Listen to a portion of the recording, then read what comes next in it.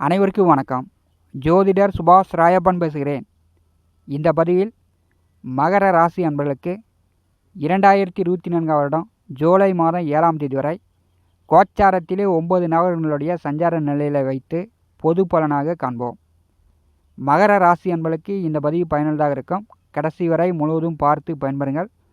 நம்முடைய T70 studio YouTube சேனலை பார்த்து கொண்டிருக்கக்கூடிய அன்பர்கள், இதுவரை சப்ஸ்கிரைப் செய்த அன்பர்கள் மறக்காமல் நம்முடைய சேனலை சப்ஸ்கிரைப் செய்து கூடவே இருக்கின்ற ஆல் பட்டன் அழுத்திங்க. நன்றி. காலபுருஷனுக்கு 10வது வீடு, கர்ம ஜீவன தொழிற்ஸ்தானம், மகர ராசி. ஆயுள் ஸ்தானாதிபதி சனி பகவானுடைய முதல் வீடு.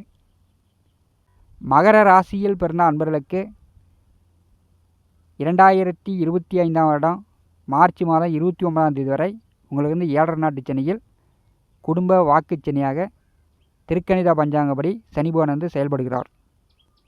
ஆனி மாதம் 15ஆம் தேதி முதல் சனி பகவான் வந்து வக்கரகதியில் பின்னோக்கி சஞ்சாரம் செய்கிறார். பெரும்பாலும் குடும்பத்திலே அமர்ந்திருக்கக்கூடிய 7.5 நாட்டு சனி வந்து வக்கரகதியில் பின்னோக்கி வரும்போது சனி பகவானுடைய தாக்கம், அவருடைய பாவத்தன்மை மகர ராசி என்பதற்கு குறையும். 3வது வீட்டிலே தைரிய வீரியஸ்தானத்திலே ராகு வந்து புதன் நட்சத்திரத்திலே சஞ்சாரம் செய்கிறார். சுகஸ்தானமான 4வது வீட்டிலே சுக்கிர பகவானுடைய நட்சத்திரத்திலே செவ்வாய் சஞ்சாரம் செய்கிறார். செவ்வாயினுடைய பார்வை புதன் மேல் விழும்போது புதன் வந்து உங்களுக்கு 6ஆம் வீட்டிற்கும் 9ஆம் வீட்டிற்கும் அதிபதியானவர். புதன் வந்து சுய புத்திக்காரகன், கல்விக்காரகன், வித்தைக்காரகன். 7ஆம் வீட்டிலே புதன் அமர்ந்து மகர ராசியை பாரி செய்கிறார்.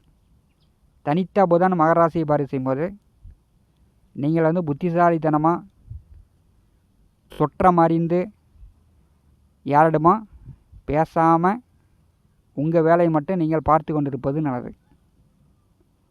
செவ்வாய் வந்து சுகஸ்தானாதிபதியாக இருக்கும்போது செவ்வாய் பார்வை கலத்திரஸ்தானத்தின் மேல் விழும்போது கலகம், பிரச்சனை, இது வந்து கணவன் மனைவிக்குள், நண்பர்களுக்குள், உறவினருக்குள் கம்யூனிகேஷன் தொடர்புகள் வழியில் ஆனி மாதம் 15 முதல் 23 வரை ஒரு 8 நாட்களுக்குள் வரக்கூடிய வாய்ப்பு உண்டு.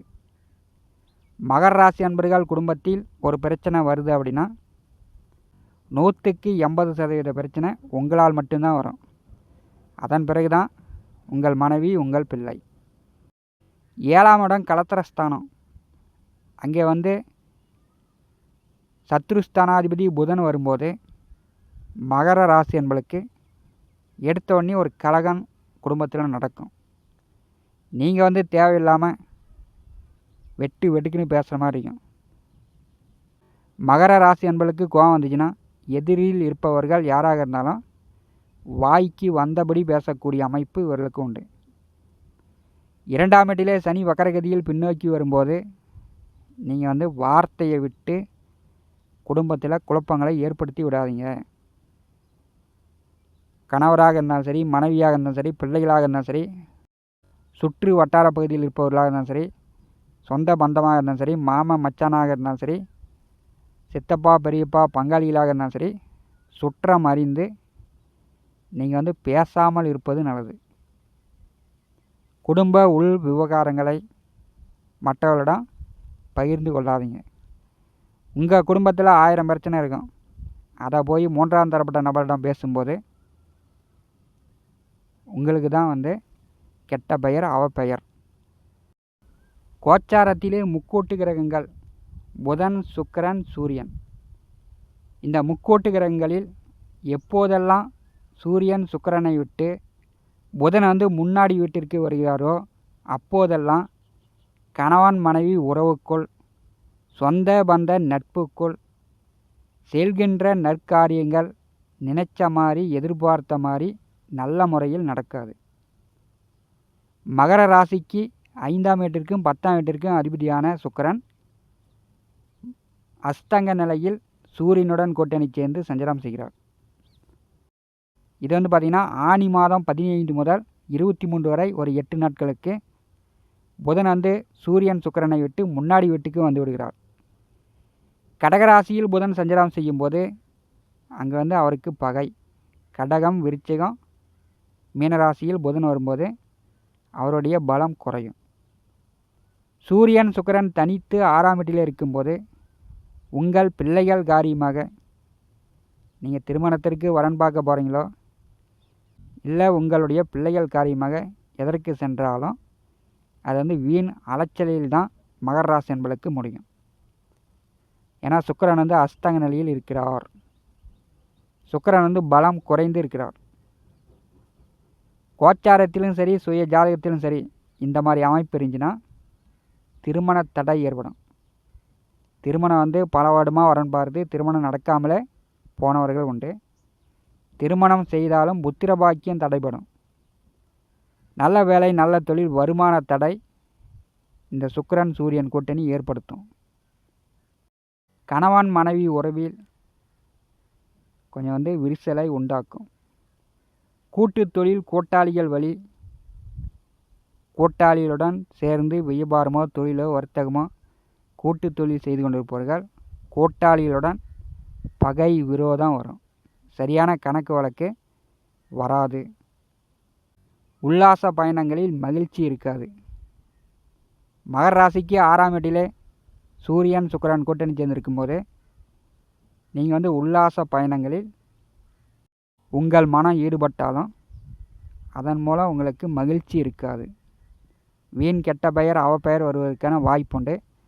மகர ராசி என்பவர்கள் ஆனி மாதம் 15 முதல் ஆனி மாதம் 23 வரை இந்த 8 நாட்களில் சுய ஒழுக்க கட்டுப்பாடு வேண்டும். ஆனி மாதம் 15 முதல் ஆனி மாதம் 23 வரை சுகஸ்தானத்திலே சுக்கிரபகவான் நட்சத்திரத்திலே செவ்வாய் அமர்ந்து 7ஆம் வீட்டிலே கலத்திரஸ்தானத்திலே அமர்ந்திருக்கக்கூடிய சத்ரு பாக்கியாதிபதி புதனை பார்வை செய்யும்போது மகர ராசி என்பதற்கு சளி காய்ச்சல் தலைவலி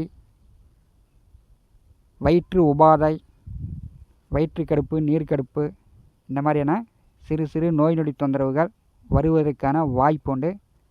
உடல் ஆரோக்கியத்தில் கவனம் எடுத்துக்கொள்ளுங்கள். 7ஆம் வீட்டிலே புத்திக்காரகன் புதன் வரும்போது மகர ராசி என்பர்கள் குடும்ப விஷயங்களை வெளியில் பேசாமல் இருப்பது உங்களுக்கு நல்லது. 4ஆம் வீட்டிலே சுகஸ்தானத்திலே செவ்வாய் புவன் ஆட்சி பலம் பெற்று சுக்கிரபகவான் நட்சத்திரத்தில் சஞ்சாரம் செய்யும்போது வேலை தொழில் மூலம் கொஞ்சம் கடுமையாக கஷ்டப்படக்கூடிய நிலை வரும். ஓவர் டியூட்டியை தவிர்ப்பது நல்லது. 4ஆம் வீட்டிலே செவ்வாய் புவன் ஆட்சி பலம் பெற்று சுக்கிரன் நட்சத்திரத்தில் சஞ்சாரம் செய்யும்போது விவசாயிகளுக்கு விவசாயத்தில் கடினமான கஷ்டப்படக்கூடிய நிலை வரும்.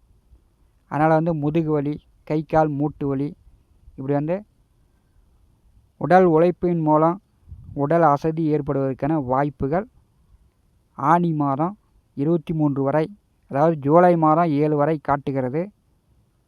மகர ராசி என்பர்கள் உங்கள் பிள்ளைகள் காரியமாக போகும்போது அலைச்சல் ஏற்படும். அதனால் பிள்ளைகள் காரியங்களில் கொஞ்சம் பொறுமை காப்பது நல்லது.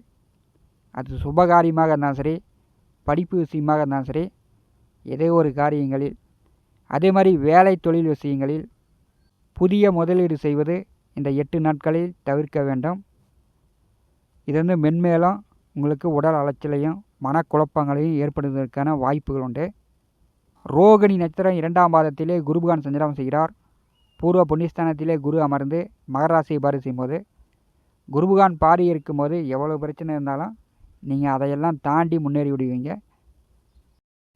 இருந்தாலும் குருபகவான் உங்களுக்கு விரயத்திற்கு 3ஆம் வீட்டிற்கு அதிபதியாக இருக்கும்போது பூர்வ புண்ணியஸ்தானத்திலே குரு அமர்ந்து மகர ராசியை பார்த்தாலும் உங்களுடைய ஐடியா அறிவுரை உங்கள் மகன் மகள் முன்னேற்றத்திற்காக நீங்கள் தன்மையாக பணிவாக அவர்களுக்கு புத்திமதி சொல்வதாக இருக்க வேண்டாம். அவர்களை திட்டுவதாகவோ அவர்களை குறை சொல்வதாகவோ உங்கள் மகன் மகள் பிள்ளைகளை சாபம் விடுவதாகவோ மகர ராசி என்பர்கள் இந்த 8 நாட்களில் ஈடுபடாமல் இருப்பது. நீங்கள் பேசாமலே இருந்தாலும் இந்த 8 நாட்கள் உங்களுக்கு நல்லது. 3ஆம் வீட்டிலே முயற்சி ஸ்தானத்திலே மகர ராசிக்கு 3ஆம் வீட்டிலே முயற்சி ஸ்தானத்திலே புதன் நட்சத்திரத்திலே ஜூலை மாதம் 7ஆம் தேதி வரை ராகு சஞ்சாரம் செய்கிறார். தைரிய வீரிய ஸ்தானத்திலே புதன் நட்சத்திரத்திலே ராகு சஞ்சாரம் செய்யும்போது அவர் 6ஆம் வீட்டின் பலனை கொடுத்து விடுவார். குடும்ப நபர்கள் யார் பேச்சையும் கேட்காம தானே ஒரு முடிவெடுத்து தானே ஒரு செயல் செய்து கடனை உடனே வாங்கி விரயங்கள் ஏற்படுவதற்கு வாய்ப்புகளும் உண்டு. மகர ராசி என்பர்கள் சுற்றம் அறிந்து செயல்படுங்க. இந்த காணொலியை பற்றி உங்களுடைய மேலான கருத்துக்களை நம்முடைய கமெண்ட் பாக்ஸில் பதிவு செய்யுங்கள். நம்முடைய T70 ஸ்டுடியோ யூடியூப் சேனலை பார்த்து கொண்டிருக்கக்கூடிய அன்பர்கள், இதுவரை சப்ஸ்கிரைப் செய்த அன்பர்கள் மறக்காமல் நம்முடைய சேனலை சப்ஸ்கிரைப் செய்து கூட இருக்கின்ற ஆல் பட்டன் அழுத்திங்க. தினந்தோறும் நம்முடைய சேனலில் ஜோதிட பலன்கள் பதிவிடப்படும். உடனுக்குடன் பார்த்து பயன்பெறுங்கள். நன்றி, வணக்கம்.